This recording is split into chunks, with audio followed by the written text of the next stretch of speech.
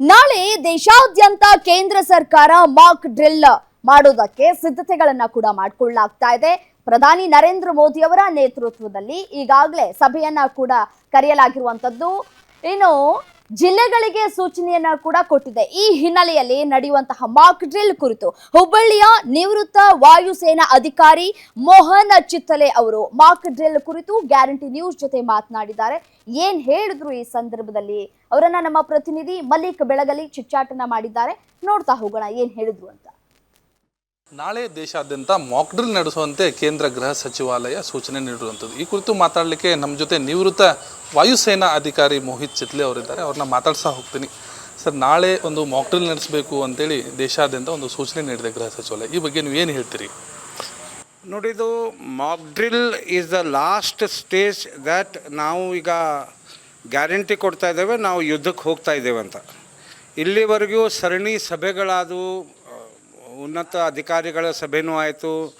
ಅಜಿತ್ ಡೋವಾಲ್ ಅವರು national security adviser ಅವರು ಕೂಡ ಮಾತಾಡಿದರು. ಆನಂತರ ಆರ್ಮಿ, ನೇವಿ, ಏರ್ಫೋರ್ಸ್ ಚೀಫ್ಗಳ ಜೊತೆ ಇಂಡಿವಿಜುವಲ್ ಆಗಿ ಕೂಡ ನರೇಂದ್ರ ಮೋದಿ ಅವರು ಮಾಹಿತಿಗಳನ್ನ ಪಡ್ಕೊಂಡ್ರು. ಆನಂತರ ಕಂಬೈನ್ಡ್ ಡಿಫೆನ್ಸ್ ಸರ್ವಿಸ್ CDS ಅವ್ರ ಜೊತೆನೂ ಮೀಟಿಂಗ್ ಆಯಿತು. ಆನಂತರ ಗೃಹ ಸಚಿವರ ಜೊತೆ ಮೀಟಿಂಗ್ ಆಯಿತು, ಡಿಫೆನ್ಸ್ ಸೆಕ್ರೆಟರಿ ಜೊತೆ ಮೀಟಿಂಗ್ ಆಯಿತು. ಚಿನಾಬ್ ನದಿಯಲ್ಲಿ ನೀರನ್ನು ಮುಚ್ಚಲಾಯಿತು. ಆಮೇಲೆ ಇನ್ನೊಂದು ಬಂದರದಿಂದ ಏನು ನೀರು ಕಳಿಸ್ಬೇಕು ಡ್ಯಾಮಿಗೆ, ಅದು ಕ್ಲೋಸ್ ಮಾಡಾಯಿತು. ಅದಾದ ನಂತರ ಸೆಕೆಂಡ್ ಪಾರ್ಟ್ ಅಂದರೆ ಈಗ ಆರ್ಮಿ, ನೇವಿ, ಏರ್ಫೋರ್ಸಿನ ಎಲ್ಲ ಪ್ಲಾಟೂನ್ಗಳು ಪೀಸ್ ಏರಿಯಾದಿಂದ ಹಾರ್ಡ್ ಏರಿಯಾಕ್ಕೆ ಹೋಗಿದ್ದಾವೆ ಆ್ಯಂಡ್ ಅವರು ಸನ್ನದ್ಧರಾಗಿದ್ದಾರೆ. ಆರ್ಮಿ ಮೂಮೆಂಟ್ಸ್ ಕೂಡ ಆಗಿದೆ. ಇನ್ನು ನೆಕ್ಸ್ಟ್ ಬಂದುಬಿಟ್ಟು ನಮ್ಮ ಭಾರತ ದೇಶದಲ್ಲಿ ಇರುವ 534 ಜಿಲ್ಲೆಗಳಲ್ಲಿ 164 ಜಿಲ್ಲೆಗಳು ಇಂಥ ಜಿಲ್ಲೆಗಳಿದ್ದಾವೆ. ಅವರು ಆ ಪ್ರದೇಶದಲ್ಲಿ ಮಾಕ್ ಡ್ರಿಲ್ಲನ್ನು ಈಗ ನಡೆಸಲಾಗ್ತದೆ. Mock drill is nothing but combination of civil defence. ಆ ಜಿಲ್ಲೆಯಲ್ಲಿ ಸಿವಿಲ್ ಡಿಫೆನ್ಸ್ ಅಂತ ಒಂದು ಯೂನಿಟ್ ಇರ್ತದೆ, ಅದ್ರ ಜೊತೆ NDRF ಇರ್ತದೆ, SDRF ಇರ್ತದೆ, ಆಮೇಲೆ ಹೋಮ್ ಗಾರ್ಡ್ಸ್ ಇರ್ತಾರೆ. ಅದರ ಜೊತೆಗೆ ವೈದ್ಯಕೀಯ ವ್ಯವಸ್ಥೆಯಲ್ಲಿರುವ ಗೌರ್ಮೆಂಟ್ ಮೆಡಿಕಲ್ ಆಫೀಸರ್ಸ್ಗಳು, ಸ್ಥಳೀಯ ಪೊಲೀಸ್ SP ಗಳು, ಇವರೆಲ್ಲ ನೇತೃತ್ವದ ಒಂದು ತಂಡ DC ನೇತೃತ್ವದಲ್ಲಿ ಇದೊಂದು ಟಾಸ್ಕ್ ಫೋರ್ಸ್ ಅಂತ ಮಾಡ್ತಾರೆ. ಈಗ ಮಾಕ್ ಡ್ರಿಲ್ ನಡೀತಕ್ಕಂಥ ಸಂದರ್ಭದಲ್ಲಿ ಸಾರ್ವಜನಿಕರ ಪಾತ್ರ ಏನು? ಈ ಮಾಕ್ ಡ್ರಿಲ್ ವಿಶೇಷ ಸಂದರ್ಭದಲ್ಲಿ ಏನು ಮಾಡಬೇಕು ಸಾರ್ವಜನಿಕರು? ಮತ್ತು ಹಿಂದೆ ನೀವು 71ನೇ ಯುದ್ಧದ ಹೇಳಿದ್ರಿ, ಆ ಸಮಯದಲ್ಲಿ ಏನಾಗಿತ್ತು? ಎರಡೂ ವಿಷಯ ಸಂಕ್ಷಿಪ್ತವಾಗಿ ಹೇಳಿದಾಗ. Mock drill is nothing but exercise where actual ವಾರ್ನಲ್ಲಿ ನಾವು ಏನು ಮಾಡಬೇಕು ಅದೇ ಸಿಸ್ಟಮನ್ನು ಮಾಕ್ ಡ್ರಿಲ್ನಲ್ಲಿ ಅಳವಡಿಸ್ತಾರೆ.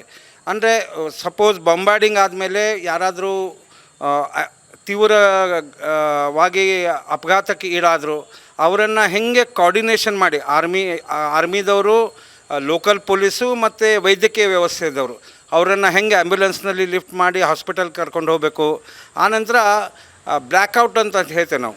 ಮನೆಗಳು ಹಾಗೆಲ್ಲ ಲೈಟ್ ಹಚ್ಚಿರ್ತವೆ, ಆ ಲೈಟನ್ನು ಲೈಟ್ ಆಫ್ ಮಾಡ್ತಾರೆ ನಾಡ್ರಾತ್ರಿ ½ hour. ಆ ಲೈಟ್ ಆಫ್ನಲ್ಲಿ ಕಾರ್ಬನ್ಗಳನ್ನು ಉಪಯೋಗ ಮಾಡಿ ವಿಂಡೋ ಪ್ಯಾನ್ಸ್ಗಳಿಗೆಲ್ಲ ಹಾಕಬೇಕಂತ ಇನ್ಸ್ಟ್ರಕ್ಷನ್ ಕೊಡ್ತಾರೆ. ಅದರ ಜೊತೆಗೆ ಈ ಮಾಕ್ ಡ್ರಿಲ್ ಮಾಡೋ ಉದ್ದೇಶ, ಒಂದು ಸಂದೇಶ ಪಾಕಿಸ್ತಾನಕ್ಕೆ ಹೋಗ್ತದೆ, ನಾವು ಸನ್ನದ್ಧರಾಗಿದ್ದಾವೆ. ಇದು 71ರಲ್ಲಿ ಕೂಡ ನಾನು ಆವಾಗ ಚಿಕ್ಕವನಿದ್ದೆ, ಆದರೆ I have witnessed what is the mock drill. ಈ ಮಾಕ್ ಡ್ರಿಲ್ ಆದ ತಕ್ಷಣವೇ ಯುದ್ಧ ಆಗ್ತದೆ ಅಂತೇನಿಲ್ಲ, ಆದರೆ ಒಂದು ಮಾಕ್ ಡ್ರಿಲ್ ಒಂದು ಮೆಸೇಜ್ ಕೊಡ್ತದೆ. ಆ ಮಾಕ್ ಡ್ರಿಲ್ಲಿಂದ ಜನರು ಕೂಡ ಅದಕ್ಕೆ ಸಹಕಾರ ಕೊಡಬೇಕು. ಜನರ ಸಹಕಾರ ಅದಕ್ಕೆ ತುಂಬ ಅವಶ್ಯಕತೆ ಇದೆ. ಇದಿಷ್ಟು ಮಾಜಿ ನಿವೃತ್ತ ವಾಯುಪಡೆ ಸೇನಾ ಅಧಿಕಾರಿ ಮೋಹಿತ್ ಅವರ ಮಾತಾಗಿರುವಂಥದ್ದು. ಕ್ಯಾಮ್ರಾ ಪರ್ಸನ್ ಮಹೇಶ್ ಜೊತೆ ಮಲ್ಲಿಕ್ ಬೆಳಗಲಿ, ಗ್ಯಾರಂಟಿ ನ್ಯೂಸ್.